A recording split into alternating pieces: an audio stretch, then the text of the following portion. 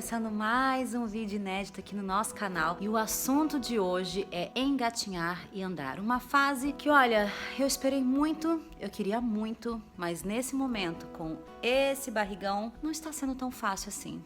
Esse aqui é um tapetinho que a Melinda brinca, ela engatinha aqui, aí ela senta, engatinha e vem direto, ó, pra cá, pro sofá. E aí ela começa a andar no sofá. Então, quer dizer, ela senta, ela sai engatinhando, vai pro sofá e anda o sofá inteiro. E a mamãe, ó, com esse barrigão, vai atrás. Então a gente vai falar um pouquinho também sobre a segurança, como que a gente pode preparar a casa para ficar mais segura para os nenéns, para poder deixar eles mais livres para engatinhar e não deixar a gente tão enlouquecida com essa fase, com esse momento. Eu confesso que eu torcia muito para Melinda sentar, muito. Falava, gente, quando ela sentar vai facilitar tanto a vida, vai ser tão melhor, inclusive para ela, porque ela vai poder sentar a hora que ela quiser, entendeu? Não vai ter que ficar dependendo de mim para levantar ela. Só que depois que ela sentou, o bicho pegou, foi muito rápido. Então ela começou, na verdade, a andar primeiro. Ela sentava, aí ela se apoiava nas coisas, ficava de pezinho e ia andando no sofá. Aí depois ela começou a fazer isso no berço. Ela acordava, sentava no berço, levantava e começava a andar o berço todo. Depois de um tempo é que ela começou a engatinhar. Bem devagarinho, mas assim, ela andou antes do que engatinhou e dizem que isso é muito normal, né? Dizem que eles começam a engatinhar muito pra ir de um canto pro outro. Então assim, tá em pé numa mesinha, andando, aí engatinha pra poder chegar do outro lado do sofá. Então dizem que isso é muito comum e com a Melinda foi assim também. Vou falar que essa fase foi uma loucura, porque eu acho que já deve ser difícil naturalmente, né? Quando o neném começa a engatinhar, que ela anda a casa toda. Quando eu vou ver, ela tá passando por debaixo da cadeira, já tá indo do outro lado e a gente fica aqui, né? Só acompanhando, só andando atrás, só de olho nela. Porque às vezes eu fico com medo dela cair pra frente, dela titubear pro lado. Então a gente fica o tempo todo meio que dando aquela cercada assim. Mas eu com esse barrigão, as coisas não estão tão simples. Eu fico cansada, não é fácil, mas faz super parte. Eu amo ver ela engatinhando, amo ver quando ela consegue levantar, ficar de pé e dar os passinhos. Eu acho a coisa mais fofa do mundo, aquela bundinha andando assim. Eu acho tão bonitinho. É muito gostoso, mas também é muito perigoso. A gente tem que ficar muito de olho. E uma questão importante também, que a gente vai falar mais pra frente, além da segurança e além dos estímulos pra fazer o neném engatinhar sem forçar, é o andador. A gente tem esse aqui, ó, que na verdade ele é meio um andador, mas ela não usa como andador. Ela fica sentadinha de frente pra ele e fica mexendo nas coisinhas que tem na frente, que toca musiquinha, que faz barulhinho, que ela adora. E uma coisa que ajudou muito ela, assim, os estímulos que a gente fazia, justamente pegar esse andadorzinho, deixar de frente pra ela, que ela gosta de ficar mexendo nas luzinhas, nos barulhinhos, e a gente ia puxando. Então ela tava sentadinha brincando com ele, a gente falava, vem pegar, e chegava um pouquinho pra trás, ela vinha se arrastandinho. Então assim, isso ajudou bastante ela ia naturalmente, a gente nunca colocou ela de bruços e ficou forçando ela, e até confesso que na hora que ela levantou e começou a dar os passinhos pro lado foi uma surpresa, porque isso então a gente nunca tinha feito mesmo, de colocar ela em pezinha, apoiada nos lugares, sabe? Eu acho que foi uma coisa muito natural. Sentar, ela sentou com 6 meses, e ela tá com 9 agora, quase 10, ela começou a andar, engatinhar e tal com 8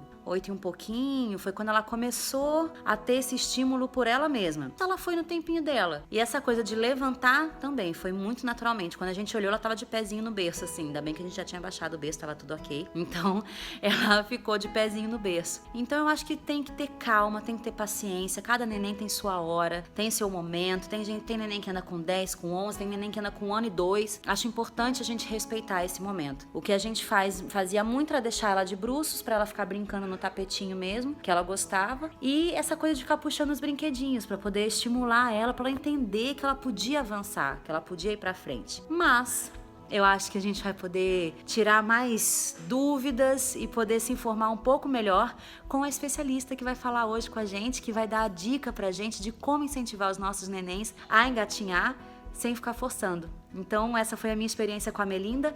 Agora vamos ver o que ela tem pra dizer pra gente.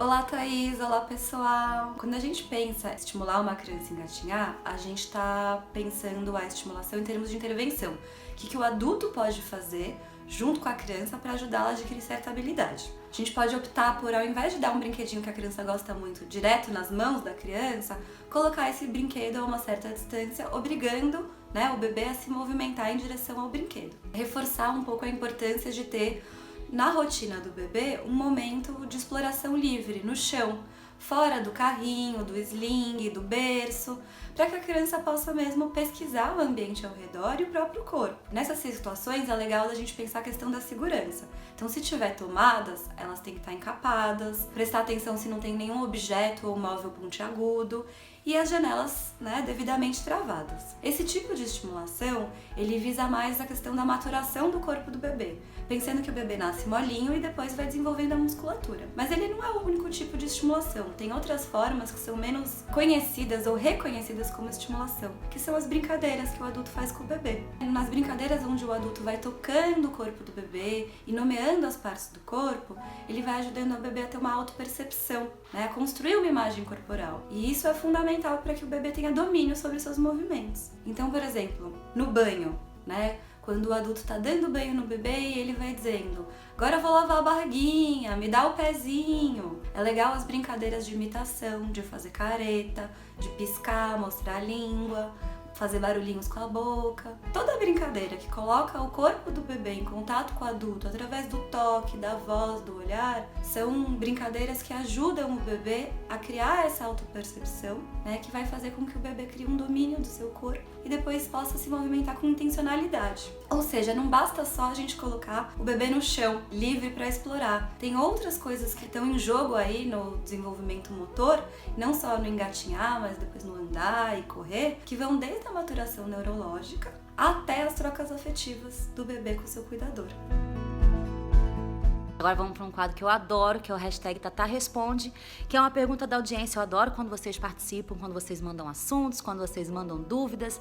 Então, uma pergunta da Eliana Rodrigues, que queria saber por que o andador é tão condenado, tão criticado, se tanta gente usa. Eu vou voltar lá para nossa especialista que explicou um pouquinho, que deu algumas dicas pra gente de como não forçar o neném a engatinhar, que falou um pouco sobre a segurança, e vou perguntar isso pra ela. Mas antes eu queria dar a minha opinião. Eu realmente, também não entendo muito o porquê disso, mas eu acho que é mais uma questão de forçar o neném a fazer as coisas sem estar preparado para isso. Eu acho que o andador, às vezes, pode deixar de ser um estímulo e pode ser uma forçação de barra mesmo, sabe? E ficar forçando a perninha do neném. Eu acho que a gente tem que respeitar esses limites. Eu percebi a hora que a Melinda estava sentindo necessidade de andar. E também é muito legal quando eu tô segurando ela assim pra andar, que ela começa a baixar, que eu já entendo, opa, peraí, tá na hora de parar, agora ela quer sentar. Eu não sei, como eu falei pra vocês, aqui em casa a gente não usa, a gente tem uma zebrinha, mas ela brinca na frente com a zebrinha e ela fica em pé na zebrinha, mas nunca empurrando, a gente nunca fez ela empurrar. Ela fica em pé pra brincar com a parte da frente da zebra, que tem musiquinha, tem brilhinho e tal. Então,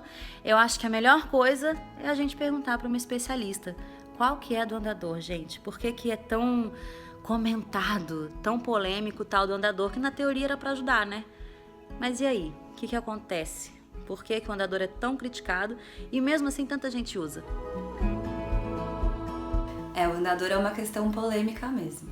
Apesar de no Brasil ele não ser proibido, ele é altamente não recomendado pela Sociedade Brasileira de Pediatria. Quais são os 3 benefícios que a gente imagina que o andador traz? Primeiro, em relação à estimulação, ele vai ajudar a criança a andar e adquirir uma certa independência. Segundo, em relação à segurança. E terceiro, em relação à praticidade. Se eu imagino que meu bebê está seguro, eu posso ir fazer as coisas do dia a dia. Desmistificando esses 3 pontos, em relação ao primeiro, quando a gente coloca um bebê direto no andador, a gente está pulando uma etapa. Que etapa é essa? A etapa de quando o bebê está sentado e precisa se esforçar, fazer uma força para se puxar, ficar em pé, adquirir um equilíbrio para daí dar os primeiros passos.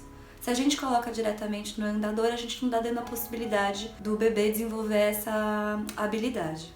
Um outro aspecto nesse sentido diz respeito à força que o bebê precisa fazer para empurrar o andador, que influencia na maneira como o bebê pisa no chão. E isso pode ter uma interferência no desenvolvimento postural do bebê. Em relação ao sentimento de segurança, já foi comprovado que ele é ilusório. Os andadores, eles são a causa número 1 de acidentes infantis. O que acontece? O andador, ele confere à criança uma agilidade muito grande, numa fase em que o bebê ainda não consegue calcular distância versus a força, nem dimensionar o perigo, os perigos possíveis. Então, se a gente coloca um bebê no andador nessas condições, as chances de acidente aumentam mesmo. Bom, acho que eram esses os aspectos que eu queria contar pra vocês. Espero ter esclarecido um pouco essa questão. Tomara que essas dicas ajudem bastante todo mundo que tá em casa, e de repente, se eu precisar de ajuda com o Teodoro também, já vou acessar aqui o nosso canal no YouTube para poder pegar essas dicas, vou anotar, vou deixar tudo separadinho para quando chegar o momento. Mas agora vamos falar de uma coisa importante também, que é a segurança da casa. Aqui em casa tem muita escada, então a gente teve que espalhar aquelas portinhas por toda a casa. Isso é muito importante, e a gente também já colocou aquelas proteções de quina, né, de mesa, que isso me dá uma agonia, um nervoso. Então, essa parte já tá feita, mas ainda tem muita coisa pra fazer, que a Melinda ainda não tá andando sozinha. Ela sai engatinhando, a gente sai atrás dela e andando só apoiadinha no sofá ou segurando o nosso dedinho. Então, a gente tá indo aos poucos, cobrindo a casa, mas é super importante, porque acidente doméstico, acidente dentro de casa é uma coisa muito comum, o índice é muito alto, então a gente tem que ficar muito ligado com isso. Eu vou fazer uma listinha aqui do que não pode faltar para a segurança dos nossos pequenininhos em casa, tá bom? Segue aí que eu vou seguir daqui também.